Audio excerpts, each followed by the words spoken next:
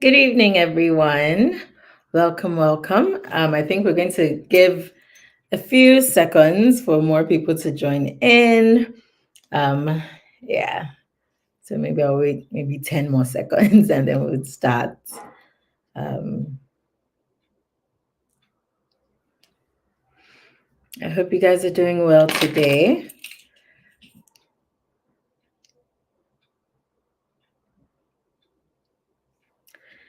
So, all right, I think we'll go ahead.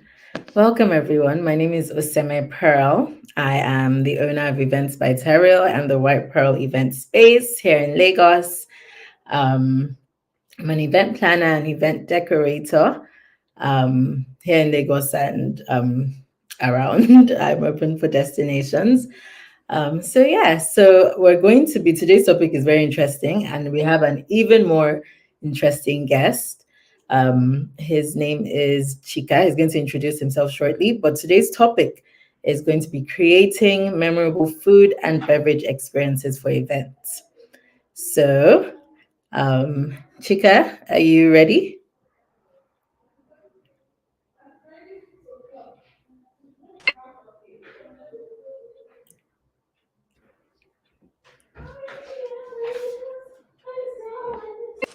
Hello? Hello? Hello. Hi. Hello, Chika. I can't see you. Is there something? I hope Uh, your is how's okay. it going? Hi, Tyrell. Hi. Hello, hello. Please, can you introduce yourself? Are you all settled in? Yes, yes, fantastic. I'm settled in. Good, good, good, good. Hi guys, how's it going? So my name is Chika Walter, Chef Walt, and I'm a passionate Afrofusion chef and a business consultant. So yeah, welcome you to today's talkative session. How long have you been in this business? I think that I've been doing this for like 10 years plus, but professionally, I'd say about 7 to 8 years. But Okay, I've been doing okay, it for a very long time, though. okay. That's good. Mhm. That's good. Funny enough, my name is actually Chika, also my middle name. Oh my god! My middle name is But then you Chika. stole it. It's not like it's originally yours because you're Oseme Pearl, not Chika Walter. No, See Chika how is I there. take pride Like into my saying surname. Oseme Chika is a lot. It's a Yeah, lot. fair Oh, enough. all right. Oh, it's so lovely to have you. Hmm. Please, guys, don't forget to subscribe if you're not already subscribed to the YouTube page. Please subscribe, like, and share. Share this webinar with everyone, people in the industry, people not in the industry, everyone you know. Please share, like, and subscribe. But we're going to go right into it because we have a lot. A lot of people sent in a lot of questions, and um, yeah, we're going to be talking. We're going to be Hmm. sharing experiences and giving advice and all of that. So, question one: Are you ready, Chef Walter? Are you Yes, I ready? am. I am. I am. All right. So the first question is: what are the key factors event planners like myself should consider when selecting a catering company for their events? Hmm. What are the key Interesting. factors, the important things that we should Uh-huh. consider so that Mhm. we don't just call anybody and, Mhm. you know. Mhm. I think first of all, the very key integral part of business consultancy is being able to obtain the brief from the client. Now, as Mhm, event planners, clients must have given you a specific brief in terms of like, oh, I want a very artistic party, I want a very rustic theme, I want mhm, this kind of things, and then you've gone ahead to ask them, so what kind of food are you looking at? And then they've maybe given you tips and tricks in terms of like, oh, we want something really rustic, something really small, something really colorful mhm, that tells more about their event. So first and foremost, it's very important to understand the brief from the client and mhm. from your pool of current networks, like in terms of like, how everybody has like a list of DJs, list of food Yes. vendors, list of that vendors. You then start to extrapolate and say, so from this brief that I've gotten, which of this caterer, which of this event planner, which of this DJ best suits this particular need of mine? And then you start Mhm, you start by like taking out some with the highest credentials, and you're left like maybe 4 or 5 to choose from, and then you go ahead in terms of like who is going to give you more detail in terms of the client, because some clients can be very specific, and then you're able to then finally choose the Mm-hmm. caterer that you're going to go forward with. Oftentimes you may not have these people in your pool of network. You then need to sort of like, explore or research or find out, just do a few Google research to find out like who can actually give you these things that you need. It's just like you wanting to go eat at a restaurant and you know what kind of food you want to eat. You have to Google and say restaurants in Lekki or restaurants in VI, and then you narrow down your research down to Indian cuisine, the restaurants. style. Yeah. Exactly. Yes, I think it's very important to understand the brief. The brief would ensure that you choose the right people for the job. Okay. Okay. So another thing is, you know how, I mean, first of all, Nigeria, and then even just, this day and this age, how almost everything is really for the gram, the Mhm, aesthetics. mhm, How can you move past that? mhm, And also, like, because honestly, there are lots of people that still do good work, but the quality is not good, or at least mhm, something that appears good. So they mhm, can make it look so beautiful. And then when you taste mhm. it, you're You're scared. like, yeah. Yeah. So, I still feel like there are authentic catering companies and mhm, restaurants who pride in serving delicious meals and great aesthetics. mhm, I just feel like a lot of caterers has been subjected to, to conform to certain day rule of like, oh, that food should look pretty. And then the idea of making food pretty is not just putting anything on top of the food. Now, it's important that you curate the spices or the herbs that you're going to use to garnish those food to be able to pair with the food, and not just anything you put on top of the food. on You top know, of the food. I find that a lot of people are just putting sesame seeds on every what's it called, chicken wings, and there's no Asian flavor in that wings. They just cook chicken in stew and put sesame seed because they want to look colorful. Whereas sesame seed is an Asian flavor that you need to make like an Asian barbecue style wings, that actually Mhm, resonates with the cuisine. If you're going mhm. to do like an Afro fusion, you should be able to tell the natural stories of that food Of origins, that. and then you can then put in your own vibes and finesse to it. That's fine. Mhm. But you find that a lot of people just do the barest minimum and they put a lot of garnishes, and you're like, oh, okay, it looks good. And then you taste the food and you're like, why is jollof rice tasting like this?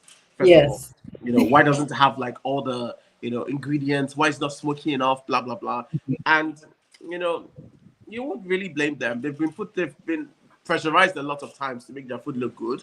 And the fact Look. that they spend more money on garnishes than they spend on, taking time to curate this meal. I feel Mhm. like as if an event caterer, it's important that you match both skills. You can still have a tasty meal that would make clients come back and still have a beautiful, presentation. You Presentation. shouldn't really compromise on both of them. Thank you. I like that. Thank you. So, our next question is: what are some quick and easy innovative food and beverage concepts that event planners can explore to create a more memorable experience for their guests? This Mhm. kind of ties into what you just. Um, Yeah, sort of. So I feel like also it ties down to the brief too. Now, if a client gives you like, say they want to travel to different countries with their events, and they travel a lot. There are a lot of travelers, Mhm, in their circle, and probably maybe the clients are travelers themselves, and they want like mhm, an aeronautic experience. You mhm, first start to think about, oh, what do I typically experience when I travel? When mhm, you travel to a certain city, right? What do you experience? What's the style like? From the airport station where you are kept at the lobby to when you mhm. transcend into the plane, and all of that. You want to curate something that, resonates with the concept of like aeronautics, And then I Yeah. would I would say that you start by probably having like a champagne wall, on the start ground, because people are coming in just simulating a lobby. You would Mhm. expect that the nibbles and things they can like throw in there. Whilst you're having that champagne wall, I would first of all throw in like a charcuterie platter or a charcuterie board, but a full table spread of different things from different countries, and have little flags on them, simulating the Ah, countries you travel lovely. to very well. So you're able Mhm. to travel with them. So Yes. when you see it there, Yes. you're like, oh, okay. Yeah. And have some like travel luggages, some Mhm. spice. If it was an Indian thingy, have a lot of like, Indian Yes. spices. It so Yeah. simulates as though you are, traveling just a little trip into Yes. this It country. takes you into It the takes you country. in. Yes, Yeah. exactly. And that's already an experience. Before you then Mm-hmm. move into serving like mini canapes and hors d'oeuvres, people should have something to eat at every, time, at every point in time, to just simulate the fact that, they keep on pouring you champagne. Oh, do you want champagne or you want juice, and then they bring the first course. You can have like 7 courses if you're flying, and all of that. So have little canapes and hors d'oeuvres that people can just throw in their mouth, and then you can curate the food to simulate, like, if you can get plates, that your platewares that can create aesthetics of like the flight situation, Mm-hmm. that would be lovely. If you can create like individual country food based on the client's brief, and then you could have like 3 courses, and we're still on the matter that it's an aeronautic flight experience. You can curate the courses to simulate different countries at each point in time.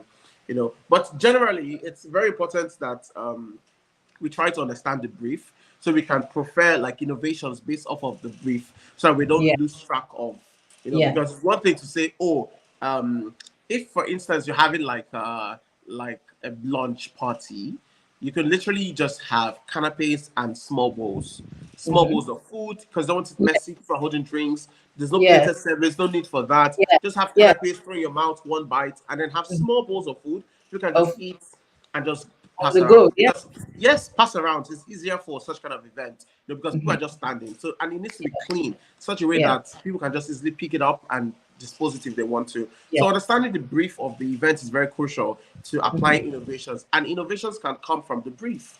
You know, you just think Yeah. about the whole situation in terms of like how you'd want things to play alongside with, and then you can proceed with that. Yes. I was going to say, like, so Hmm. and even with me, so with Yeah. my event, with my caterers, with my um drinks company, we Hmm. go through everything. So I had an event not too long ago, and the Hmm. client, she was, I think she was turning 30. She wanted to still feel like a child, even though Hmm. she knows she's Hmm. grown, and she wanted like a fantasy land kind of thing, Ooh, okay. for a children's party for an adult, you Hmm. know. So we Interesting, had to actually. think of everything. Yeah, Hmm. it was so cute. It was so sweet, Hmm. so cute. She was head over heels in love with the whole thing. We Hmm. had games. So everything we did had to flow with the theme, from the food, from the drinks. So even our caterers, they came with, Yeah. even how they were dressed, even Hmm. how they were dressed, they had tutus on, Ooh, colorful okay. tutus, every single thing. The food, we had ice cream, cotton candy, Hmm. popcorn, candies, just everything to flow with it. Also, food items, the way everything was decorated in some cartoon shapes, and Hmm. all of that. So I like, for me, I like when I'm able to speak to a caterer that is willing to listen, is willing to be creative with me, is willing to also not just rely only on me to give all the ideas. I want to know your ideas too. Sometimes, there's sometimes that some clients just want it like this, and they don't want any other thing. They don't want to know, they just want the food like some don't even care as long as they eat, but some want an experience. They want that when the food starts, everybody is quiet because they're Mm. excited and looking forward to it. So yes, good, good, good. I'm happy. I'm happy. Yeah. I have another question. So can you talk us through through your process, your own process, to ensure that the catering menu aligns with the event's theme? So I know we kind of touched on it, but are there times that you feel like maybe what the brief the planner has given you is not, you know, exactly what it should be? How do you go about that? How do you resolve things? Yes. So there's been times where clients have like planners have like reached out to me with a certain brief, and it doesn't sound correct in my ear. And Mhm. what I do is I got a second call with them just to confirm everything. And whilst I'm confirming, I'm also reiterating the fact that, oh, you mentioned that we should do this way. Do you mean this or that, or this way or that way? Okay. Then they now like come back to, stratosphere and say, oh, this is actually what they mean, not the other one. So Okay. like, okay, bet I would move ahead with this particular one. So it's very important that you do it in a very polite way, that both of you are communicating, because the important part of communication is that both of them understand. And if there's a gap in communication, there's going to be lapses, because I'm like, you didn't say this. Why is this there? All of that. So it's very important that you call back and find out like the actual brief. Sometimes I even go ahead of like speaking to them like 3 or 4 times to be sure that, oh, this is actually what it is that you want. And then we Yeah. confirm, and then we move on, and then I can then go back in my own closet and focus on. But in terms of like my process when brief comes in, so I receive the brief first of all. I ensure that the data in the brief is accurate. Then I create a mini template. I have a mini template for myself where it has Okay. like the date of the event, the type of the event, the type of service, what time is the call time for the event, for setup, what time does the event start on the particular day, what's the address, is there any favorable landmark close to the address, what kind of courses are they, and the costing. So I have this template where I put in everything. So it's like my holistic template that shows me everything about the event, from how much the clients will potentially pay, to what kind of menu I'm serving them, to the date of the event, to the type of the event, to if it's canapes, if it's plated service, if it's a charcuterie platter, if it's a buffet service. It just details everything there, and it also details the packs. So the servings, the numbers of servings for each of those components. It also has the dozens if it's in canapes. It's just very holistic, and that's the Okay. first level for me. Once I have all those details and I know that client is willing to proceed to make payment, I then create a spreadsheet. Now the Okay. spreadsheet now helps me actualize everything. So where's my procurement list? Where's my expenses log sheet? Where's my plating chart? So for first course, what plates am I using? What utensils am I using? What's my pack list? What kind of things am I taking to the events? Because it's not my father's house, obviously. And I have to I have to make sure that I carry enough plates, enough cutleries, and then Yeah. beforehand I have to ask for like if I can visit the location for a venue recce, because it's very important to see the space you'll be working with and the potential utensils and equipments they have there. So you know that, oh, okay, there's a microwave fitted here, there's a sink here, there's a flat tops here, there are plating areas. All I need to do is and there's a fridge and a freezer here. So perfect. Which are the very basic things that I feel like event planners should ensure that caterers should have when they cater, because it's not nice to be bringing in fittings into somebody's home. Oftentimes Yeah. the space is small, or and that's for more like indoor spaces. Spaces Yes. is small, Intimate and event. most people don't like you bringing like things into their homes, or their spaces, except maybe it's an event center and it's a big event, and the things you have would not cater to. I'm speaking holistically now, not just for Yes. weddings or birthday Yeah. parties. So when I move all these things into Excel spreadsheet, the Excel spreadsheet tells me how my event is going to go, if I'm going to fail or not. Because what it does is that rather than me thinking in my head, oh, have I written this? No, no, no. Why? It's in my spreadsheet. Like every Yes. details I need to know is there. Yep. It's there. I'm not thinking about anything. I'm already seeing the amount of waiters I'm using. I'm seeing the amount of female waiters, their gender. I'm seeing how much they're going to be paid. I've done the costing for that. I know how much this will cost. I know how much my first course will cost, my second course will cost. The whole event has like, I have like a spreadsheet that also has each of the menu, their costing, like the procurement for each of the items. So carrots, how much am I buying? Tomatoes, how much am I buying? This, how much am I buying? And then it accumulates everything for me. And then I just know that this is the total cost I'm spending on procurement. This is the total cost I'm spending on staffing. This is the total cost I'm spending on logistics. And then there's also buffer quantities. And there's also like an amount for sundry, because you can never spend, there will always be that little thing. Or custard has finished, cooking cream has finished. Yep. Chef, we need to buy Very tomatoes. This classic tomatoes thing. is small, because we said to like cook excess or just a little bit extra. So there's always that thing that we need to buy. So we just have like a budget for sundry. But all these are my processes in terms of like how I ensure that I'm very successful at drafting and not stressing myself, and everything actually and always comes out in like top notch every time I follow through this process, because I'm not thinking about anything. Everything is there. You can literally look at it. You can literally give it to somebody, and then even if I'm not around, you can flow with it. Like, don't Yes. stress They me. have everything they need to Yes, it has succeed. everything there. It has all the details, has your answers, the types of plates you use for each of the items, the kind of cutleries, the colors, everything are in the document. Okay, good, good. Mhm. So before we go on, please, I just want to encourage our viewers to please subscribe. Please share with your friends, share with your enemies to share this link. Like, share, and subscribe. I was going to ask, how do you, especially now that prices in this country, prices are fluctuating like crazy. How do you manage it? How are you managing, a client that has already paid, maybe they paid a month ago, and now the cost of things have almost doubled? So there are two ways. I find that I oftentimes use my profits to augment for these changes because at the end of the day, it would be lovely to like go back and start saying, "Oh, this has increased the market, blah blah blah." Another way is to actually charge a 5 or 10% market stumblation. You never can tell. Just charge a 5% entirely. When you look at the like, so people booking in advance, obviously, you know you have to charge a percentage because you Yeah, never can tell what the market is going to be like. at that But if the time. event is in like 2 weeks, you know you can push.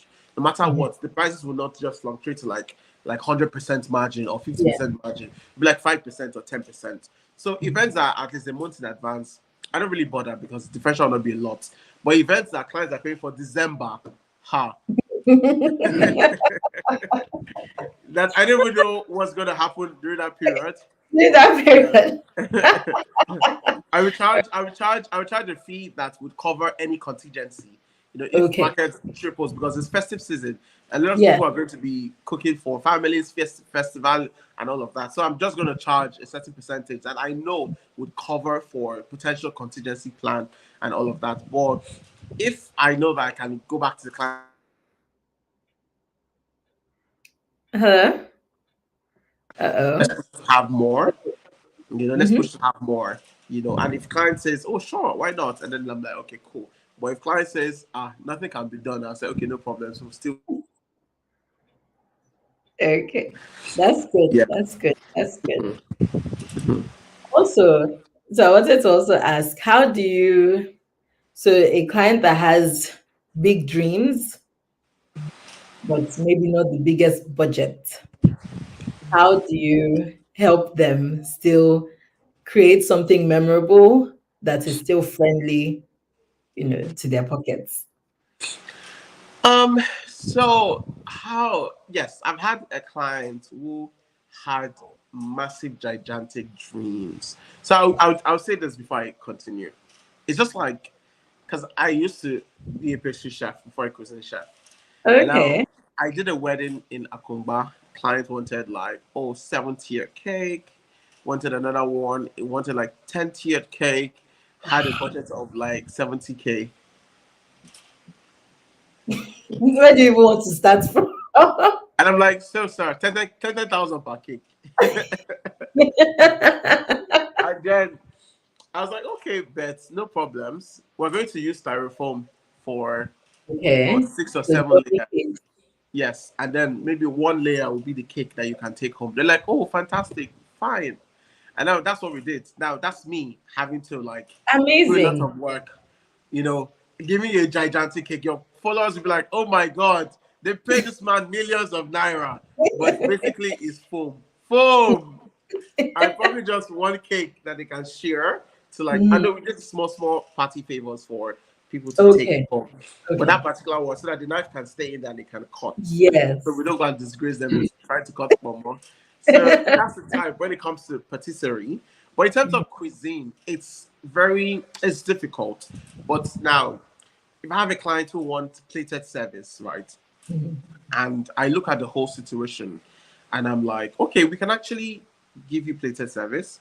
If a food is 500 gram, we can do 250 grams, per Okay. serving, so that it can go around to everybody based on Okay. your market.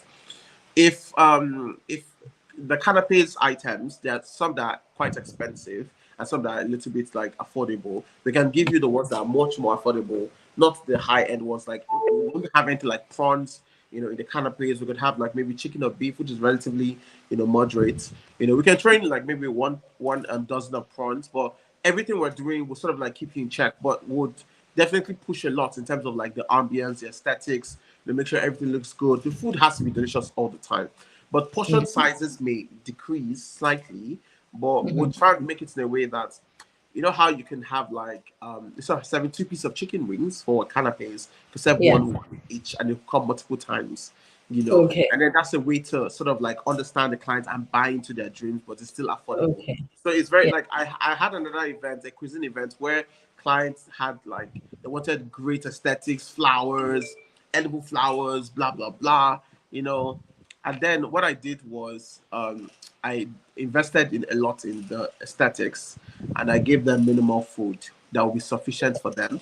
That can Okay. go. I think it was guest size was about 15 people, and it Okay. could go like say 4 times.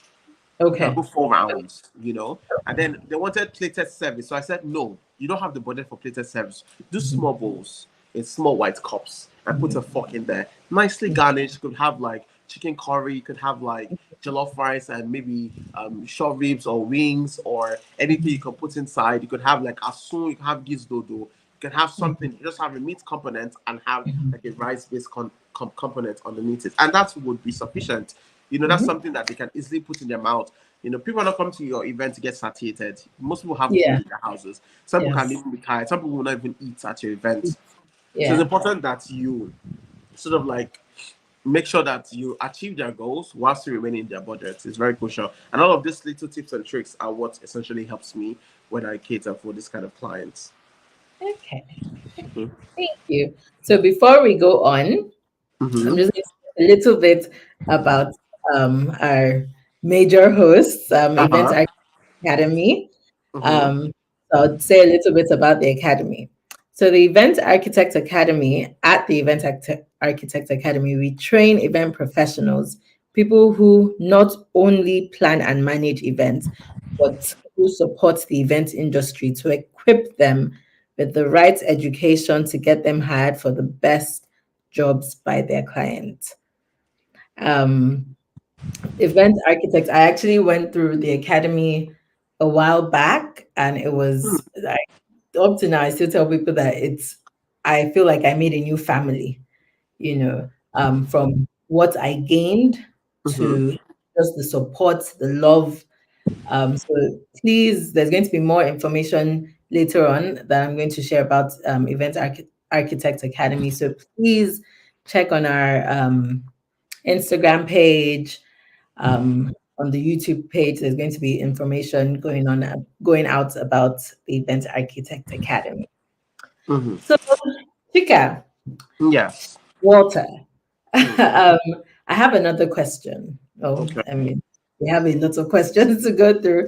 So, I'm an event planner. How can event planners help catering companies ensure that the catering service runs smoothly during the event, from setup to service to breakdown? One thing I want to also mention is, so for a lot of events in Nigeria, once um, it's time to serve food, the either friends of the celebrants, of the couple, parents, they're where the servers are. How do you even manage that also? So as you're answering the first part, please answer the second part too, because it is such a sight almost Mm-hmm. at every almost at every event, regardless of how much you plan. Hmm. I feel like first of all, positioning. Position is very key. Mhm. If they are in if they're in a position wherein they're not like in the face of the guests, you know, they're coming the food are coming from the kitchen, you know, it's even if the people come in there to say, oh, blah blah blah, I just keep one person in charge because this way you can never tame them. Just attend to their needs. I always have my sundry person in charge. Just attend to their need, whatever they need. They're not my main people, though. And my main Mhm. people are focusing on the actual On- service they're here for. But there's one Yeah. person that can attend to everybody. So what do you need? Yes, I'm here to attend to you. That person handles them and all their inadequacies. Now, Mhm. if it's in a place where, because I know like some halls, the caterers are around the hall but covered with Mhm. curtains, you know, Yes. and then they serve from there. And family members that come, I just handle one person too. sort them out. But I would always speak to the planners and to the family. Please, this is a food space. People talking, putting their mouth to the food and pointing it down. It's not hygienic. Please let them stay away or not come to the service area.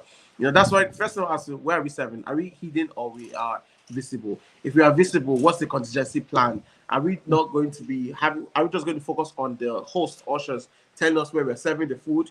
That's example when they have multiple sessions and there are multiple Yeah. caterers and multiple people to serve. You need Yeah. somebody to guide the waiters in terms of like where they're going to serve. So they're going to serve the whole congregation. They'll come and ask you, where's the menu food? And like, we served everybody. So it's important that positioning is being adhered to, and that the event planner and the families let their people know that nobody's expected to go to the food area, except they put one person there to monitor the activities, which is fine. But not a lot of people should be within the food space. I tell them a lot, but then some people have two heads, so I just give them one person to attend to them. Whatever you need, this person will attend to you, but I won't be there to attend to you because I'm coordinating service flow, and I would not, because of you now, slow down other things because your families and friends. We are also the family caterers. That's why they paid us here. So Yep. you either chill and have the person attend to you, or you wait when we are like our way of service, right ahead of service, and then would attend to you. Okay. Thank you. Thank you. Thank you. Um, is there during breakdown, setup and breakdown, what advice do you even have for planners, for clients? I think communication is very key. If probably like the call time for setup is like say 12 noon, and Mhm. then service time is like say 6 p.m., and then you're supposed to be there for, and if your service time is 6 p.m., at least be there 3 hours or 2 hours before service time, just so that depends on kind of event. Some events requires you to be there an hour before because you're only just coming to dish out, or Mhm. just it depends on the kind of event. So, but standardly, it would be nice to be there 3 hours or 2 hours beforehand so that you're settled and you're just Yeah. waiting for service to begin. So, I Mhm. think my advice to caterers and event planners is communication. You know, afford the caterers all the details they'll need. Sort out their passes. That's why you have the Mhm. vendors meeting. Sort out their passes. Sort out the locations they were going to stay in. Not when they come in, they're now sharing location with somebody else, and it's getting them uneasy. Sort out location. Sort out their table. Sort out their markings. Let them have where they need to be at. As soon as they come in, they just go straight to their position and then Mhm. begin setup. And also for caterers, always communicate to clients if you'll be running late, or if something happens, or if there's a change in plan, just communicate. If we Mhm. both communicate, I feel like everything will be great from both setup, because at the end of the day, each section, each party has a role to play. The event planner is charged with the responsibility of delivering exquisite services, right, through the caterers. The caterers have a function to deliver on their set goals and Yeah. set objectives that have been previously discussed. So wherein you don't meet those targets, it's going to be very redundant, because next is like, am I calling you again? Or what is the contingency plan? Or will I give you one more time to prove yourself right? Or this is just a one-off? Or let's say it's a bad day and rain fell in the wrong side of town today. But it's very important that there's communication flow between both parties. I think where there's communication, everything should be pretty much sorted. Yeah. Have you had any planner or clients give you like very specific KPIs, and then after the event, you guys both go through it together to see if you met everything that was agreed on beforehand? Um, I really haven't, because every time I always over deliver. I don't Okay. promise. I don't promise, but I always over deliver, because I will tell you, tell me, oh, chef, make sure this thing's nice. I'm like, we'll do our best. That's always my word. We'll do our best. We'll do our best. And we will do our best means that we're going to do great work. But oftentimes we put in extra to ensure that we over deliver. So usually the feedback I will get is like, you guys did a fantastic job today. Well done. And then so it's not even a thing of like they want to run through KPIs, because it's fantastic already. What are you Like, running through me? there's no need. Exactly. Like the last event I did, it was a catering for, the brand name is Bodisia. They launched a perfume brand with Obi Kubana, and they launched with Skymate. So it was a very bougie event, and we did canapes for 150 guests, and it was exquisite. They were still coming back for more after it has finished. I said, "How? From where? From where?" They were coming back for more. Even staffs were coming back for more.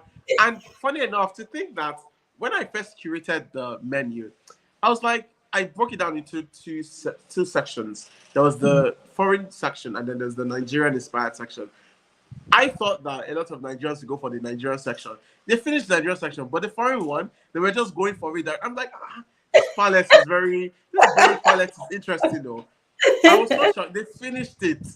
They finished it. I was thinking maybe the bougie or Igbo ones would take only the. They finished it. I was like, wow, my people are not disappointing, though. So the feedback from that was even someone I didn't know was like, I even got like 3 bookings from that event.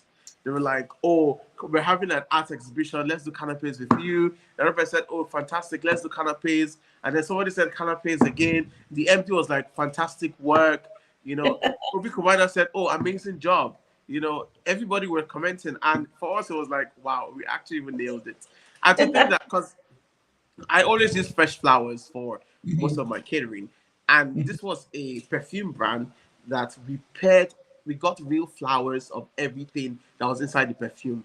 We had oranges, fresh lemon. We had the actual oak wood. We went to go and buy oak wood from somewhere. We got Wow. like amber. We represented all the flavors with the elements in there. Amazing. So it was very like you can relate to it more. A lot of things had orange flavor. We served it in a basket of orange. The This cannabis is is served in a this basket of is orange. this is Yes, it. Creating a creating. memorable, Yes, nearly you. That is it. exactly. We had Mhm. another one that had lemon. We served it in an acrylic box and had lemon and plants all over it. We had one which was the blue sapphire. We got purple butterfly, blue pea plants, and we used that in the aesthetics. So it was Oh. just giving all through. So that was actually fantastic. So that kind of one was any like you smashed your KPI. So just move on. I actually want to talk a little bit about, because you talked a lot about some decor things here and Yeah. there. So I know, like in Nigeria, especially, caterers are responsible for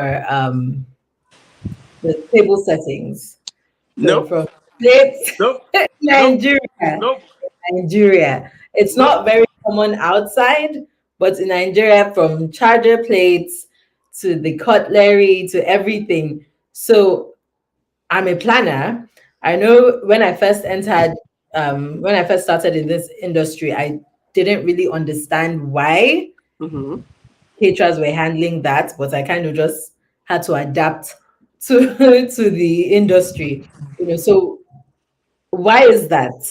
What So does I it have to first do of with all, the I think food? it's a misnomer. It's a misnomer that caterers should handle tablescaping. I entirely feel like it's wrong because you find that every event company, an event planner, their core role is to ensure that they deliver a memorable experience, and that goes for everything. It's not about going to find the caterer that will give you the kind of charger plate you're looking for. That's stress. You're basing your experience based on the type of charger plate, not even the food. Because for every event is unique. Everybody wants a specific type of cutlery. Nobody wants gold cutlery at other events. Nobody wants silver cutlery. Nobody wants the types of cutleries that you use for specific type of events. The type of napkins. Not everybody wants the regular white napkins. Some people want pristine napkins. Some people want different black napkins. Some people want different types of charger plates. Some people want different types of centerpieces. Some people want different types of cups. Not everybody wants the crystal cups that everybody uses today. Some people want the shiny one. They want the glamorous ones. And it's usually in the core for event planners to tell their clients that, oh, okay, for tablescaping, yeah, cup samples, blah, blah, blah, that we usually obtain them from a company who would curate the entire pieces for them. Once you set a budget for tablescaping, clients will adapt. Just the same way you think that caterers will put it on their bill and still give you low budgets. They'll still give you crystal club. You'll see on the table, you see wine glasses, crystal. You see this one, crystal. Every event is now common because it's the cheapest glass that you can find. It's now at every event. You see some charger plates, the same type of charger plates for multiple events. No creativity in that area. And you forget that whatever the caterer has done could be good, but it may make or mar your event decor. When Yeah. everything is looking glamorous and you look at the table scape and you're like, And even when the and food it's, is amazing, but yes, the it's like present, bombastic side eyes. Yes, yes, yes, and I find now that a lot of caterers have taken it upon themselves that if I must get a job or if I must get big jobs, these are added advantages that I need to have charger plates. Until today, I still tell everybody who book me, I'm a gourmet chef, right? I'll do numbers of 500, I'll do numbers of 1,000, but I'm not providing tablescaping. If you want me to provide tablescaping, I will go to my high risers and pick tablescaping for you. I'll pick the best. I'll pick the best of the best, and you can then choose from the ranges and say, okay, this is what you want, this, that. We'll do a consultation, we'll do a call with the person, ensure they have the numbers, the quantity, they'll set in their pros and cons, their taxes, all of that. Because if you break one of those glasses, you buy new sets. mm-hmm. So we'll run through all of this detailings, blah, blah, blah, and ensure that we charge the clients buffer quantities. If they want everything pristine and classy, they need to pay for that service separately and not charge it with the caterers. The caterers should be able Yeah, to focus on their job, which is cooking, and ensure that the yeah, food is great. If you want them yeah, to handle tablescaping, that's fine. Most people can handle it. But then it needs to be a communication of not all the time it is the caterer's responsibility, but rather it is, I think I need you to handle this because I've mhm. seen you do it before and it's great. What are your charges for that? I feel like for every conversation, it should be like, oh, tablescaping, what are we doing about it? It should not be that, oh, It's it's not the part of the bill added, already. yes, Because I would say this, there are a lot of like, we misuse the word luxury in this country a lot. We misuse the word fine dining a lot. And we don't do any of this fine dining. They're all like Bangladesh. But mm-hmm. then there are certain curated experiences for numbers of maybe 20 people, 30 people, 15 people, but they eat fine dining food. And it's not just about the food, it's the service, the ambience, where it's Yes, located. What kind of, you need to use hot towels to clean your hands, hot yes, napkins to clean your hands, sanitize your hands for food. They're little hors d'oeuvres and bites. They're like very aged wine. It's a process, not just going to pour you any kind of wine yes. or It's the method put of that in point. your front.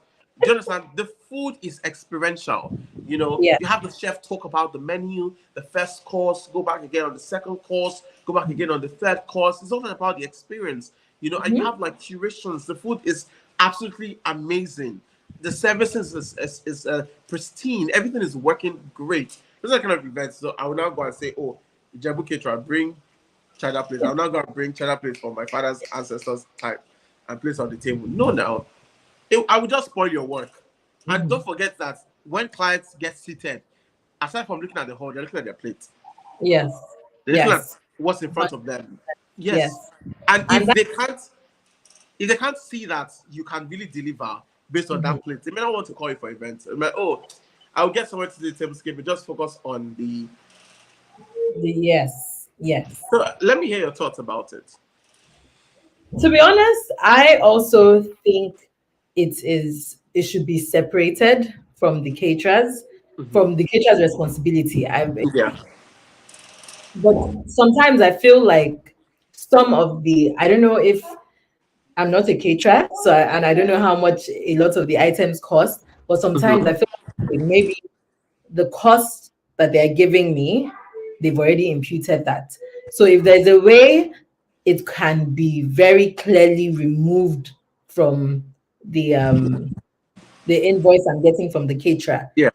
then it's a battle that I can probably fight.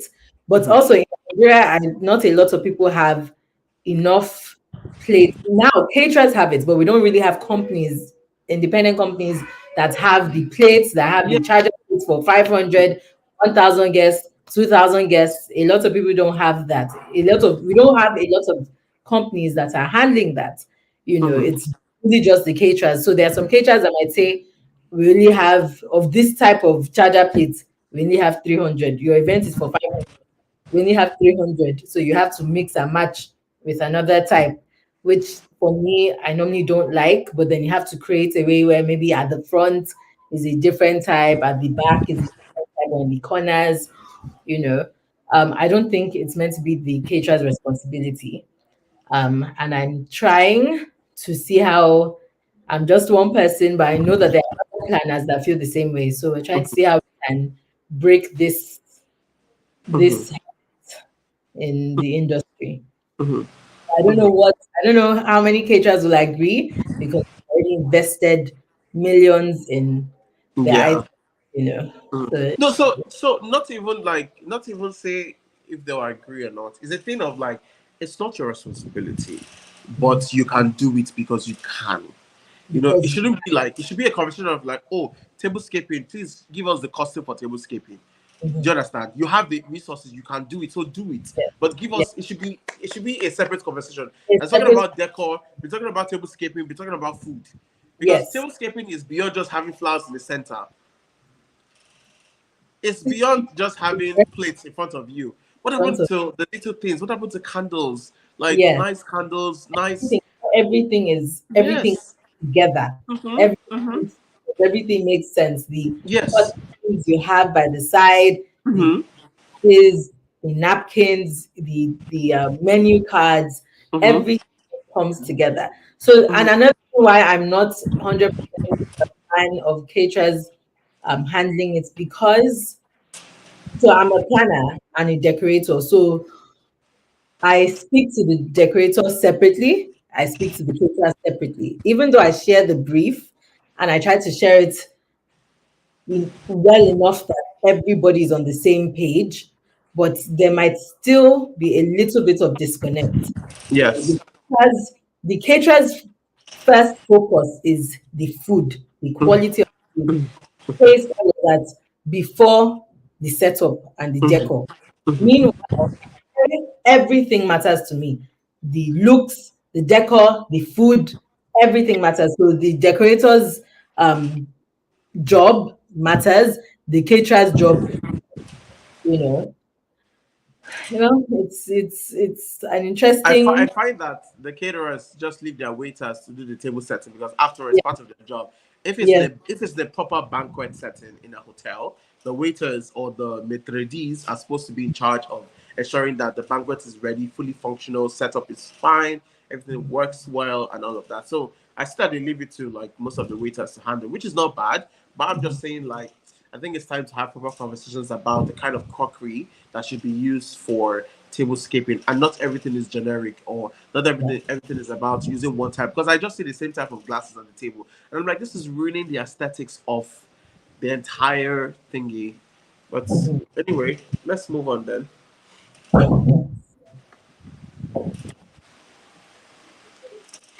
Okay, so um, can you share tips on effectively managing food and beverage logistics for large-scale events with high attendee numbers? So, for example, what is the ratio of service points to guests to avoid long queues? I think it's dependent on type of event, guest size, and the style of event. If it's plated service and service should come from one location, like plated service, it's not people are not going to stand up to go take food. You know, it's just coming from one location. I think that, and it depends on the guest size because I find that most people who do events have multiple caterers catering multiple numbers. Mhm. So oftentimes you have people serving simultaneously, so that food is going around at every corner. So I'll give two instances. If assuming you are the only caterer, and if assuming you are with multiple caterers. So if you are the only caterer, I think that if it's a buffet spread and you're having a guest size of 500, you should be able to have a station that serves 50 people at the most. So you duplicate your numbers in Okay. multiples of 50s because you wouldn't expect 100 people to be queuing up at multiple times. In as much as we know that not everybody's going to stand up at the same time to go get food. If you can have 5 stations catering for 100 people, it will be slow, but it will Mhm. work. But if you have 10 stations, it will be fast because Yeah, a lot of people will not be on the queue because the yeah, event is going on. They didn't say everybody should stand up and go and have food. that's it. Do you understand? So people will go at multiple areas, but if you have 10 locations dishing out buffet services, food will go out quickly, and replenishing stock on those areas will not be a lot because it's just 50 people you're catering in each section. Having waiting team and servers in those multiple stations will really help. So if I'm doing a fine dining event, for instance, and because everything has to be hot, everything has to go hot, and I'm Mhm, serving a guest size of, say, 10 people, I have mhm. five waiters. Everybody carry two plates, and everything's going at once for such small numbers because it's fine dining. I want the fact that they're all going at once and everybody's having their first course at the same time. Yeah. But if I have groups of 20 people, I could still use five and it will still work. Mhm, First five takes 10. Before the other people settle down, they go and pick another 10 and it's mhm. done. 20 people, five waiters has worked. So if I'm the only caterer and it's a buffet service, I think that, and if we're serving 500 people, 10 station is very functional. If it's a plated service and we're serving 500 people, it depends on the kind of plated service. There's some service that can be prepped ahead of time, and then once it's time for service, waitress can just pick it up. Mhm, Waiters can pick it up and send to the table. For mhm. example, if you're doing a curation of like, say, first course is salads, salads can be prepped ahead of time. Ahead So of as soon as I time. said first course is ready, waiters are Mhm. just picking it up It's going. and Mhm. Nothing. serving exactly. Exactly. So this will be a case of the functionality of the waiters. The waiters determine the speed of service if guests are seated and are being served. But if you're having guests to stand up, then having multiple stations functions better. But if you're Yeah. having like guests seated at a place and having waiters come serve to them, Mhm. I think. hello. Um, Okay, yeah. So it's very important that the waiters are enough to ensure that you have free flow of service going on. okay. Good, good, good. Do you have any questions for me as we're going?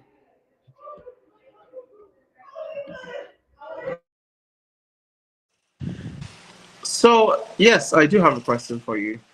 How can event planners effectively communicate their specific event requirements and expectations to the catering team without leaving vital information out, especially with all the information flying around these days?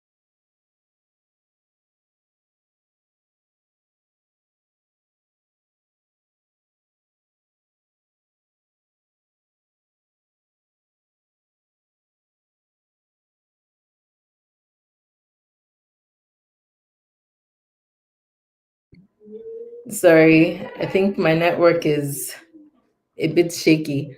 Can you hear me? Hello? Chef Walter, can you hear me? Yes, I can hear you. The network Okay. happened. I think a call tried to come, so I ended it. Okay. Sorry, I didn't hear your question. So my question is, how can event planners effectively Mhm. communicate their specific event requirements and expectations to the catering team without leaving vital information out, especially with all the information flying around, and what has worked for you in the past? Hmm. So for me, obviously, once I get the brief from the client, Mm-hmm. um, once the client and I go over what the theme, the idea, the brief, I come up with my own ideas also. I speak with the caterer. Obviously, the ideas flow with the client's brief. I speak with the caterer, but I always have everything written down: Mm-hmm. the time, the venue, what's expected. First off, I have a conversation. I call, always call. You can send a message, but I never feel like that's enough. I would rather speak to you, know that you understand the brief before I now write down everything that we have discussed, everything that's expected. I write it down and I keep sending it to the caterer from the time we talk to maybe some weeks to the event, a week to the event, the week of the event. I even ask for the like the managers. So normally, the caterers have their managers they're sending with them if the owner is not able to be there, the main person is not able to be there. So I ask for the names, speak with them also. I speak with the servers, make sure everybody on the team understands the brief. Um, and honestly, it's just through talking. We talk, I say what I expect, and I normally ask them to tell me back what they understand so that nothing is lost, so that there's no miscommunication, so that everybody is on the same page.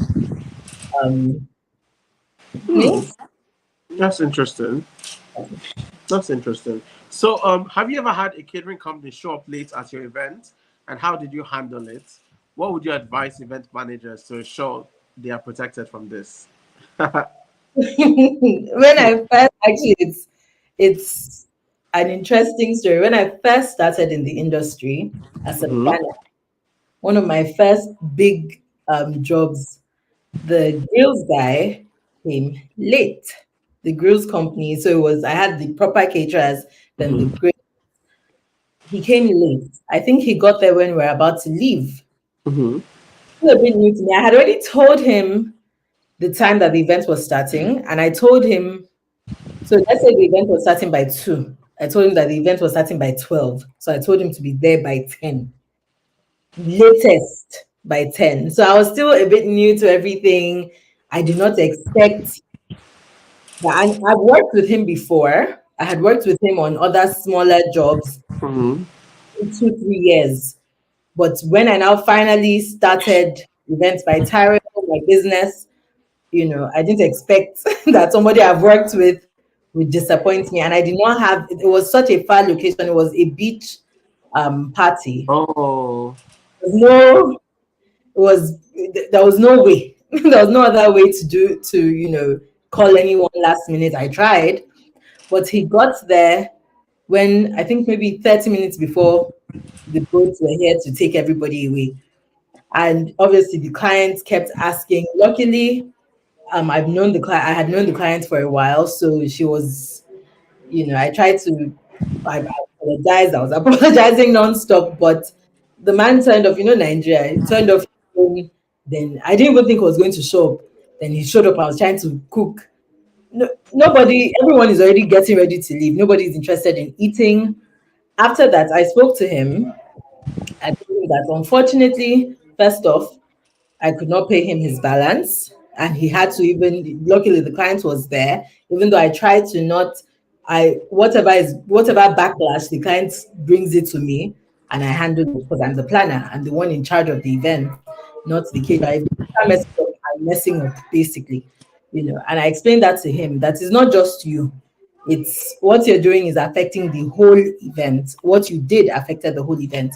But blacklist him. I couldn't use him again, even though he had been faithful in other things. So I gave him maybe almost a year before I called him back again for another event. Because I was very disappointed and I made that very clear. But after that, I opened my eyes. I learned that first off, I have to have a lot of other options just in case.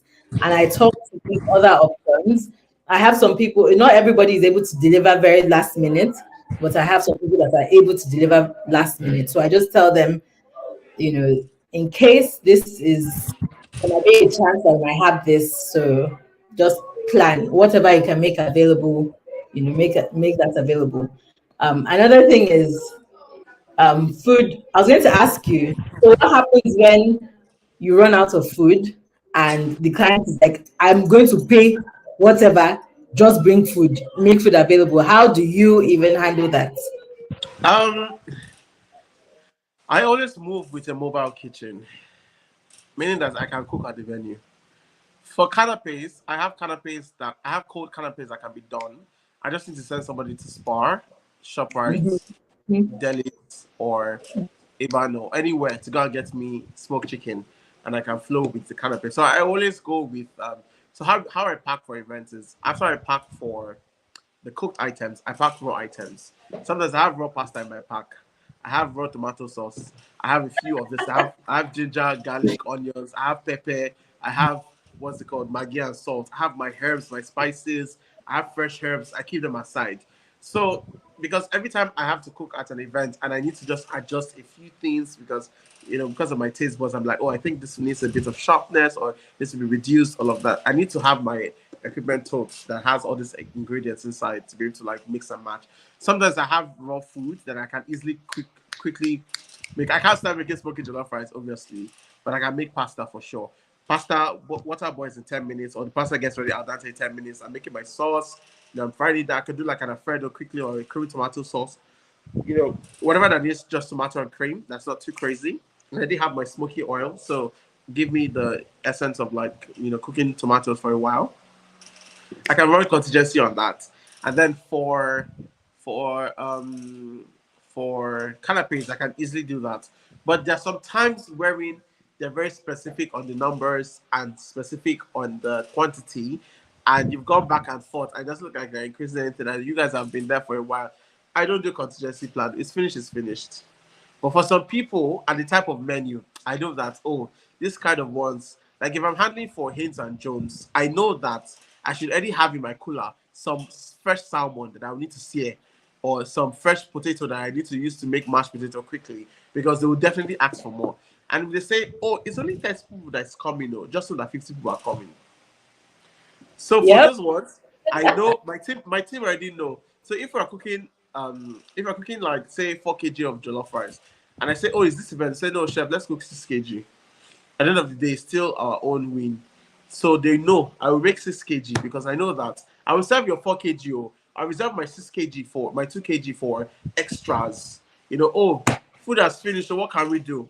Food has finished. We've served the quantity that we want, but I have extra that I can serve to you. Sometimes I sell the food at the event like that. So I'm like, are you ready? Are you ready, event planner? There's food for sale. You want more food? Sure, I told you. You said no, it's enough.